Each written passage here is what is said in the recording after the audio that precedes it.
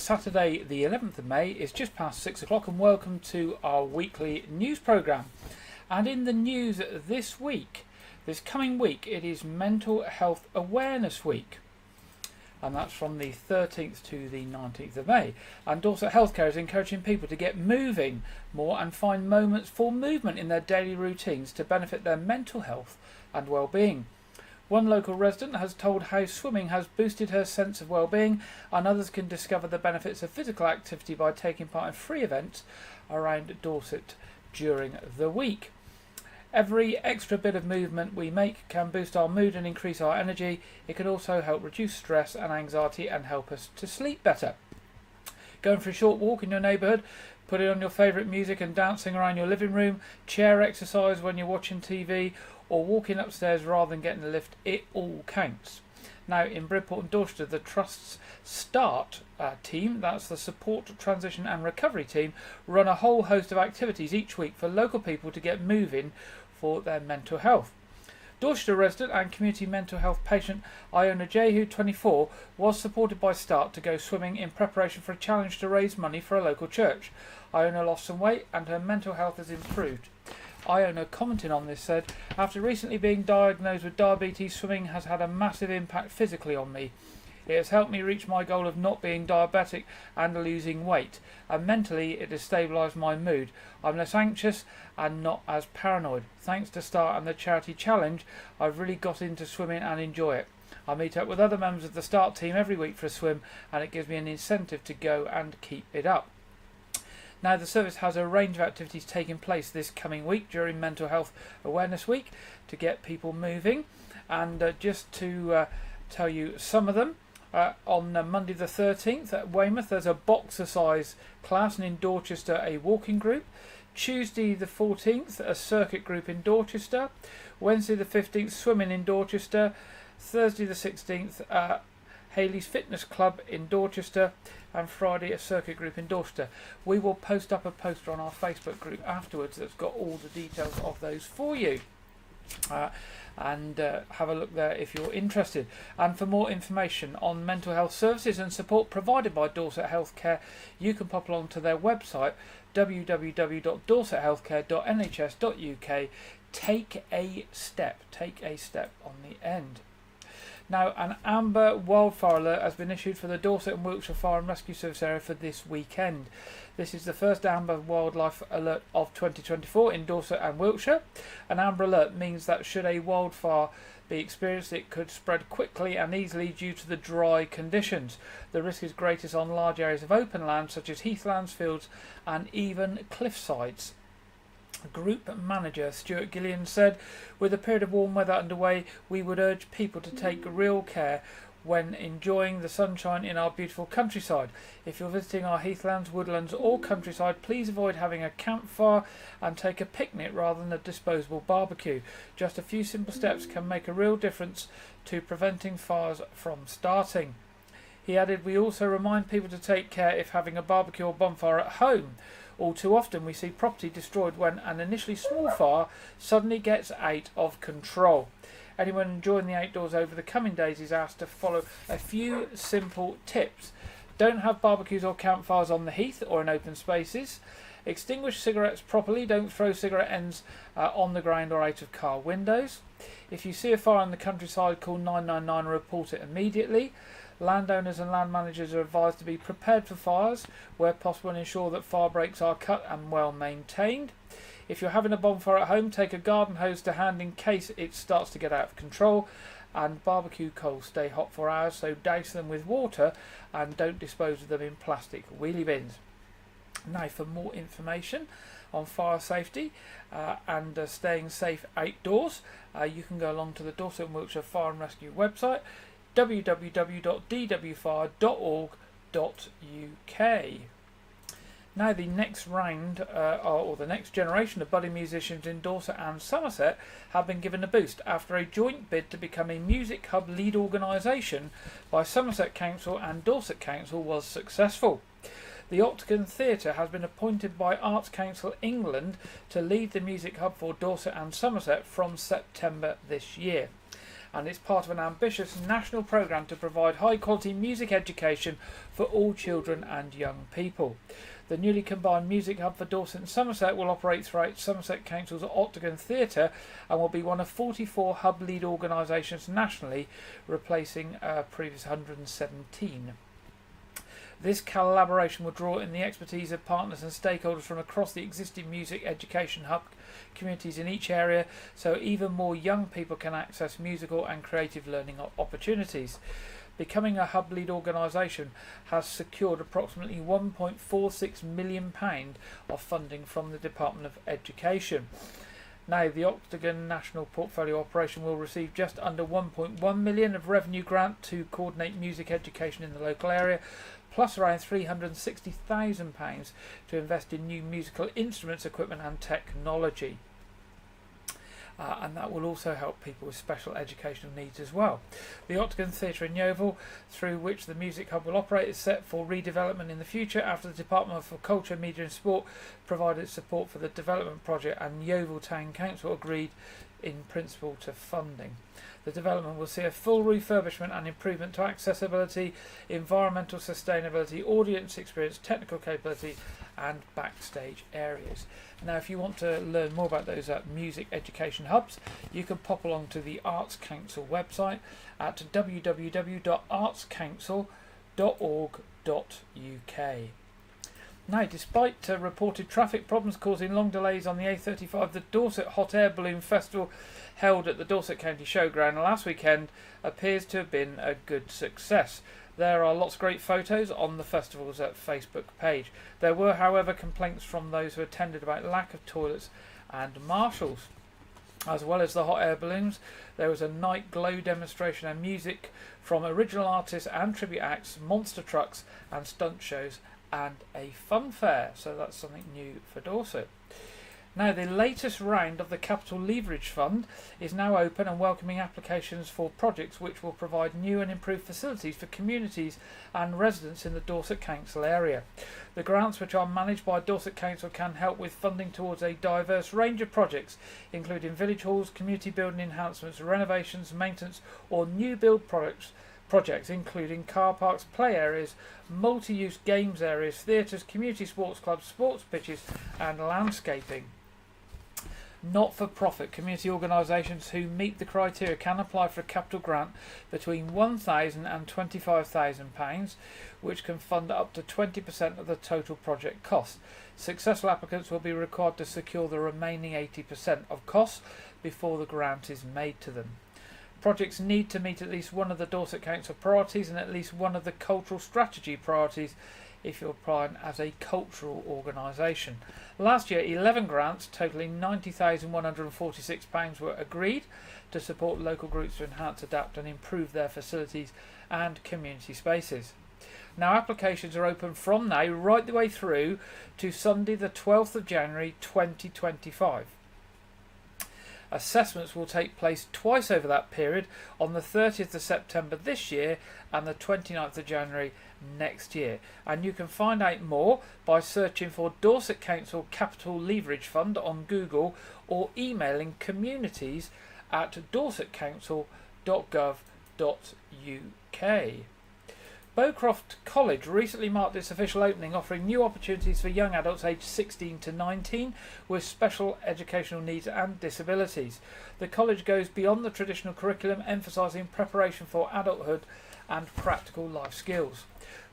During the opening, the ribbon was cut by Peter, a former Bowcroft student, one of the first from the college to go on to complete an undergraduate and master's degree.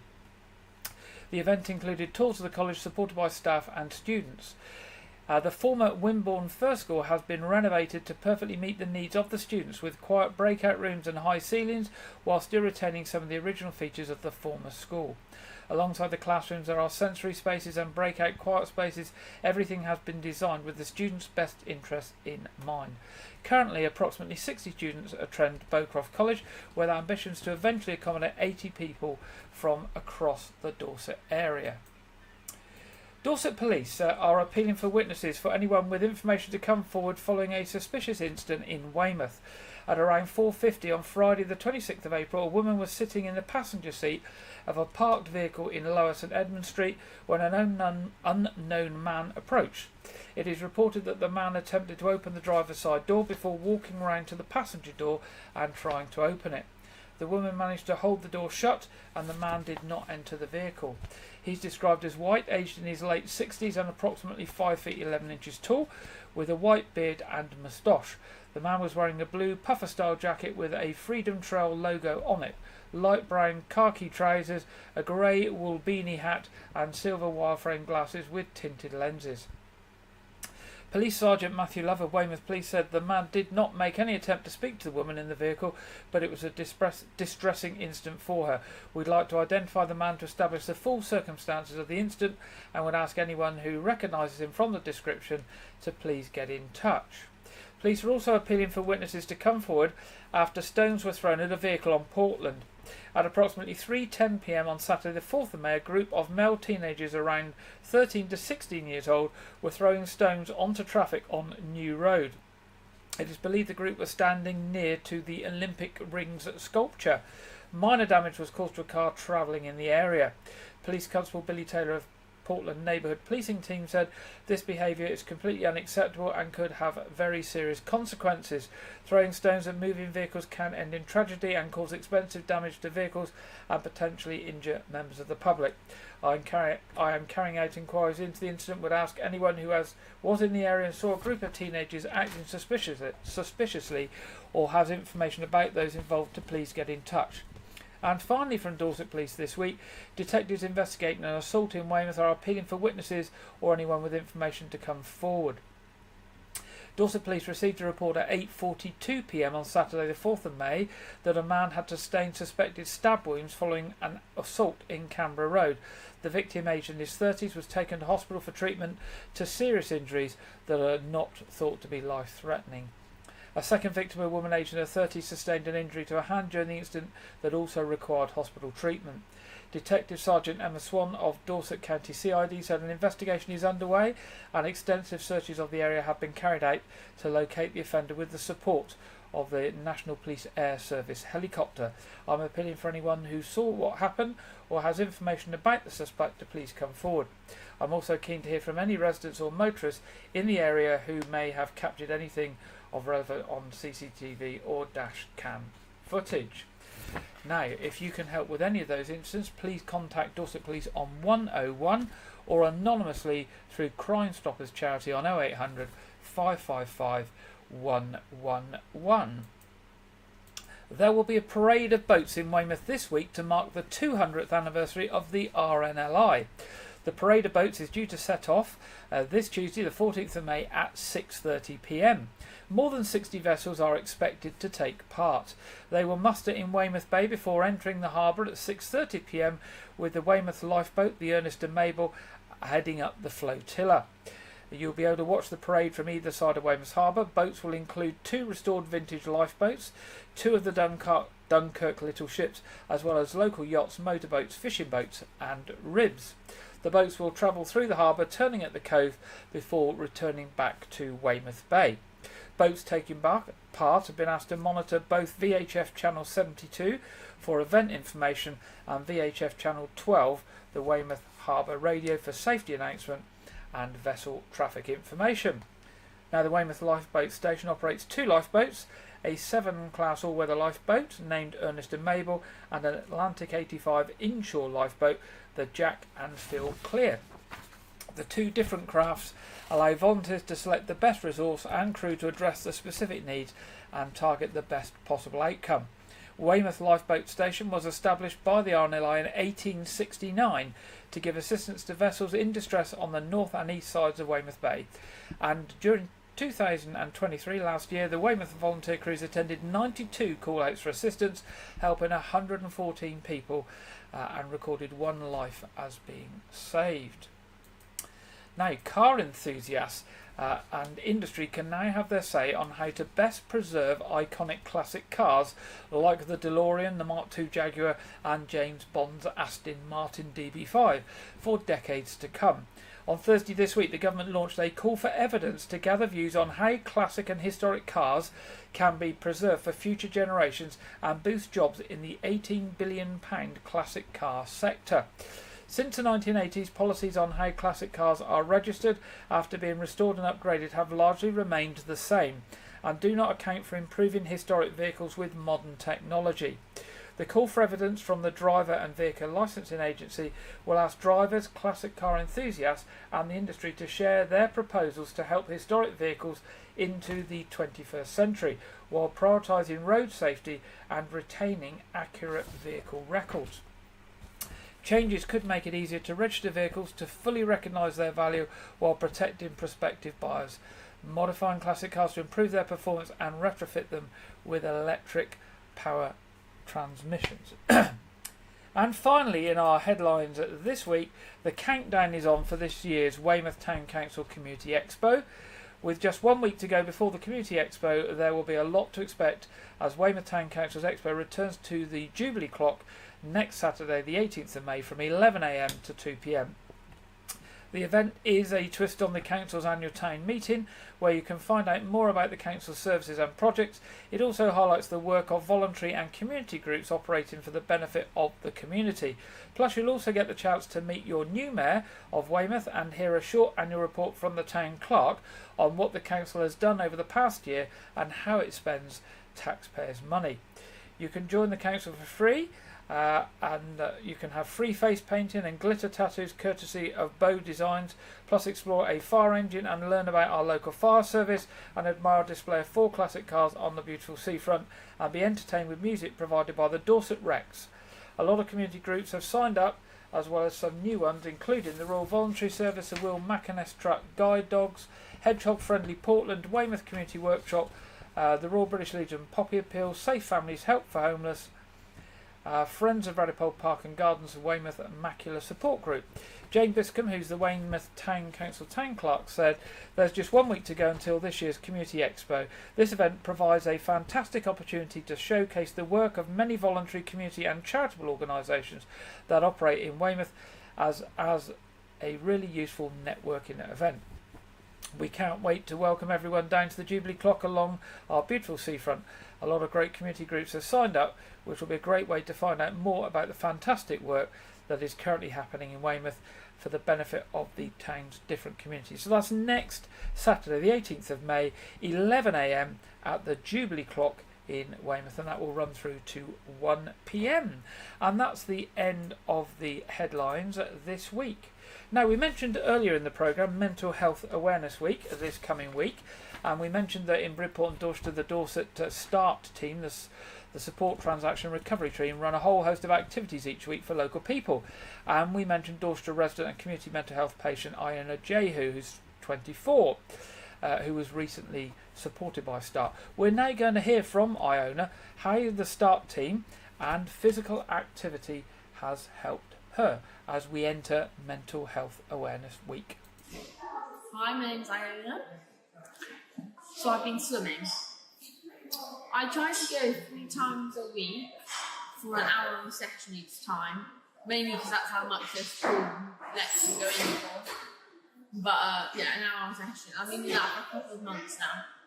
But physically, it's a massive impact. I was recently diagnosed with diabetes, and doing all this extra exercise really helped. Like my goal to no longer be diabetic.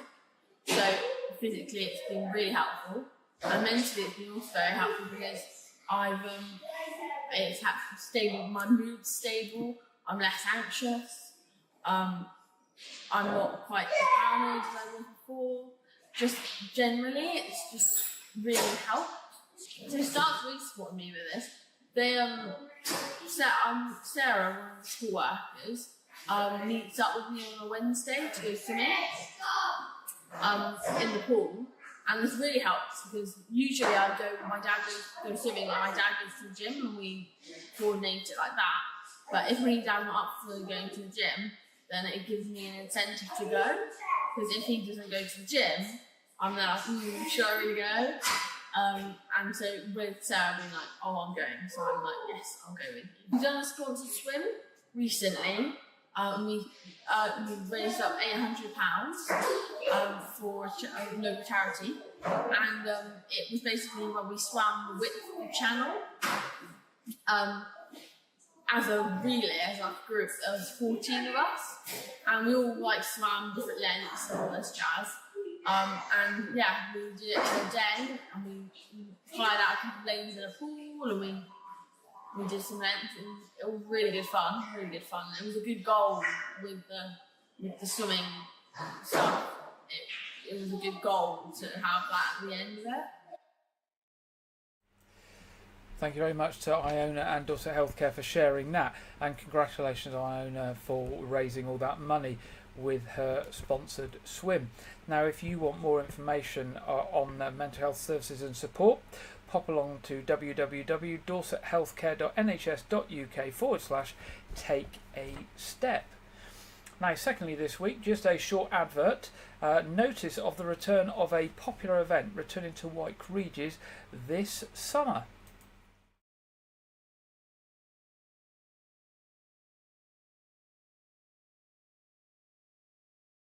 On Saturday, 20th of July, strange objects may be seen around the tower of All Saints Church. Will it be a bird? Will it be a plane? No, it is the teddy bear zip wire. Is your teddy bear brave enough to fly from the top of the tower? Come and join us at the Midsummer Family event. There will be more information to follow nearer the time. See you there.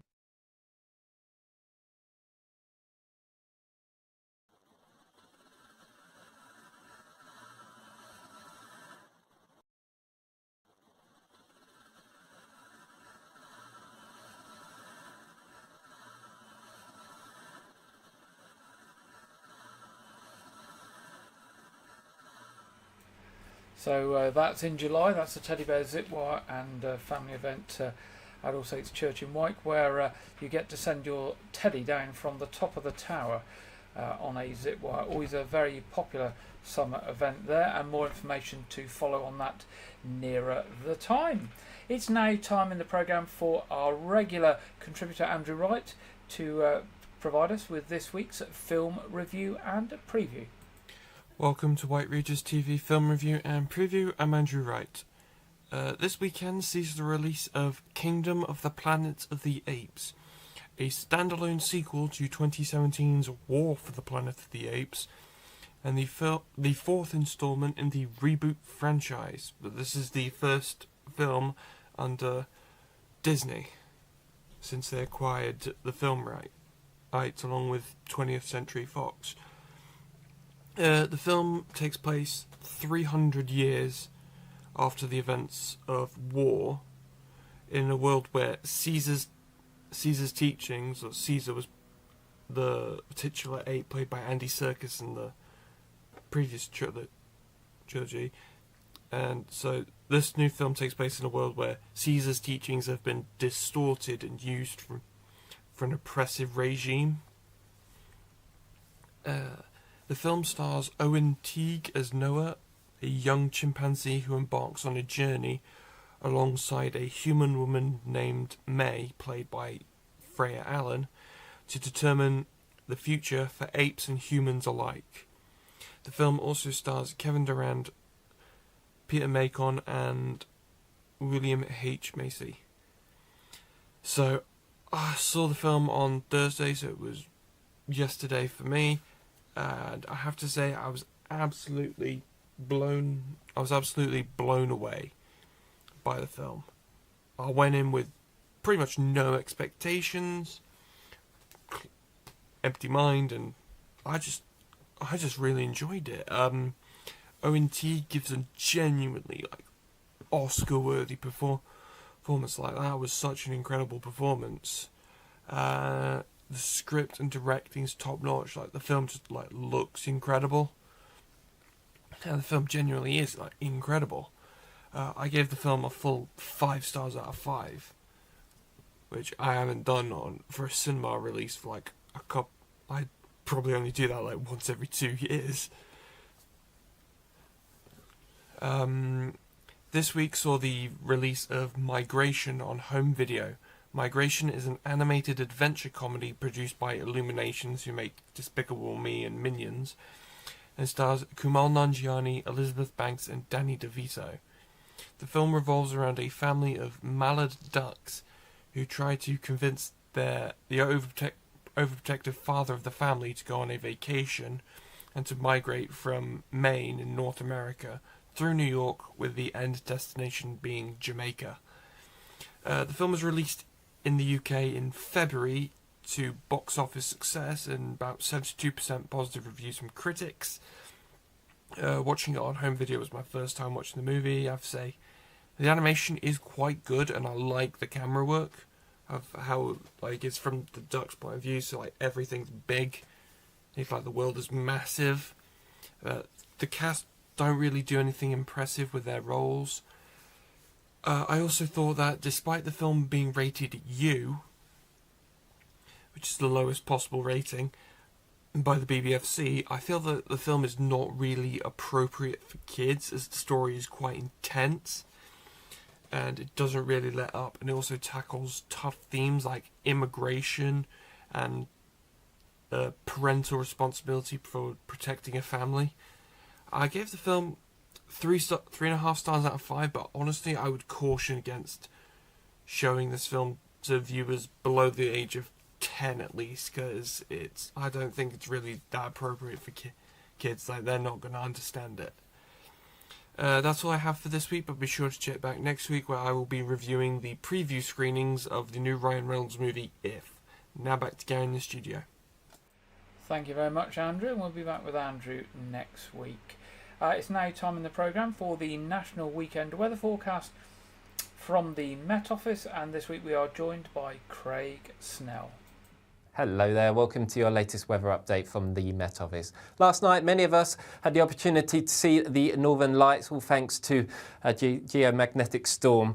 As we go through tonight, there's another good opportunity, especially across more northern parts of the UK. Solar activity will be a little bit weaker than it was last night, so for everyone in the south, it may well be that you need a decent camera to spot the lights, but still a good opportunity to get out and look at the sky. Back to the here and now. For most of us, it's going to be a pleasant afternoon. A few showers will develop across parts of Scotland and northern England. Could even hear the odd rumble of thunder. And just watching out for a little bit of low cloud, mist and sea fog affecting some eastern coastlines. But for many of us, dry and in the sunshine, highs reaching easily into the low 20s, potentially up to around 24 or 25 degrees down towards the southeast. Into this evening, any showers across Scotland generally fading away, so clear skies for most, so it's again an excellent opportunity to get outside to potentially spot the northern lights. Some eastern coasts, however, will see that low cloud move back in, so may well be a little bit more limited here. But for all of us, it's going to be a mild night. Most towns and cities staying firmly in double figures. So Sunday morning starts off quite murky across some eastern areas, but that will burn its way back towards the North Sea as we go through the course of the morning. Elsewhere, largely dry and sunny, but showers already breaking out across Northern Ireland, and as we go through the course of the afternoon, these develop more widely across more western and northern parts of the country.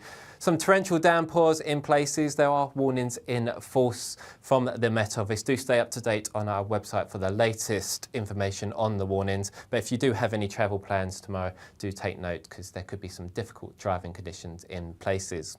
But where we do see the sunshine linger, especially across the southeast, we could see highs reaching 26 or 27 degrees. And then really a change is in store as we go into next week. We say goodbye to the area of high pressure. Low pressure really takes charge across the UK, bringing in some further wet weather at times. Temperatures trending back down to where they should be for the time of year, but in any sunshine between showers, it shouldn't feel too bad out there. But you can find out more about the weather where you are over the next 5 days on our website or our app. And don't forget to follow us on our social media channels. But for me, for now, take care, and I'll see you again soon.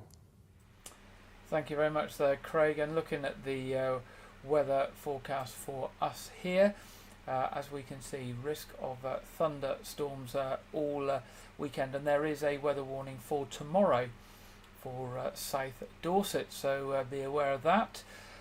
It's going to be humid, and it could be thunderstorms and severe downpours of rain. Now, time for our What's On, and coming up for you, we have got at Weymouth Pavilion, 16th of May, Some Guys With All the Luck, the Rod Stewart story. 17th of May, the ELO Experience. 18th of May, Bon Jovi Experience. 19th of May, Taylor Mania, a Taylor Swift tribute band. 24th of May, Rat Pack Live. And 25th of May, Slade UK. More information on those and lots of other things happening at Weymouth Pavilion, pop along to their website, weymouthpavilion.com, and the box office number for tickets, if you don't want to buy them online, is 01305 783 225. Now the No Fort, 18th of May is their nuclear bunker tour. That's next Saturday, 25th of May to 2nd of June, Pirates of the No Fort. 3rd of June, D-Day 80th anniversary exhibition starts on the 6th of June. They have their D-Day 80 activities. That is a ticketed event. I believe the tickets are free, but you have to book them in advance so they know how many are coming. 3rd of August, Songs in the Summer with Wessex Musical Theatre. 15th of August, Open Air Theatre, A Midsummer Night's Dream. And advance notice that Pause for Thought will be back on the 29th of September. More information on all of those events and other things happening at the Fort on www.nothefort.org.uk. Now to Arts Reach. Performances coming up in our area of Dorset. Sunday the 26th of May, Balkan and Yiddish Dance Workshop at Sturminster Newton. 7th of June, Rum Ragged at Broadmain Village Hall. 16th of June, Sherlock and Watson, A Murder in the Garden at Winterbourne Stickland. 1st of August, Love Riot at Iberton Village Hall. And 8th of August, The Story Den Adventures in Storyland at Lytton Cheney Community Hall. More information on those and all of the events and performances from Arts Reach across the whole of Dorset at www.artsreach.co.uk. Now, a reminder that on the 6th of June we will be having our own D-Day commemorations here in White Regis. From 6 p.m. on the 6th of June, based around All Saints Church in White Regis. There will be a beacon lighting. That's obviously going to be later in the evening. Live music. I don't know what the live music is, but it says live music. A fish and chip supper, D-Day documentary, and church bells ringing. And you can get tickets for that online. That includes the supper for £10 at www.parishofwhiteregis.org.uk/events. Or you can call Jeff Thomas for more information on 07710 096 174. Church services tomorrow in White Regis. Communion service 8 o'clock at All Saints, 9:30 communion service at All Saints, and 11 o'clock service at St Edmund's Church at Lane House. And finally, to remind you that our Saturday evening quiz is on tonight, 7:30. And the feeds will go live about 7:20, so hopefully you can find us. It's free, it's community and family friendly. Everybody is welcome to join us, no charge whatsoever, and no catch with that either. And if you've got any news or events information for us for a future week's programme, do drop us an email. We are always pleased to hear from you. The email address, as ever, is news@whiteregis.tv. news@whiteregis.tv. That brings us to the end of this week's programme. I hope you've enjoyed today. I hope tomorrow is not as bad as we expect. And I look forward to being back with you next Saturday at 6 o'clock. Good night.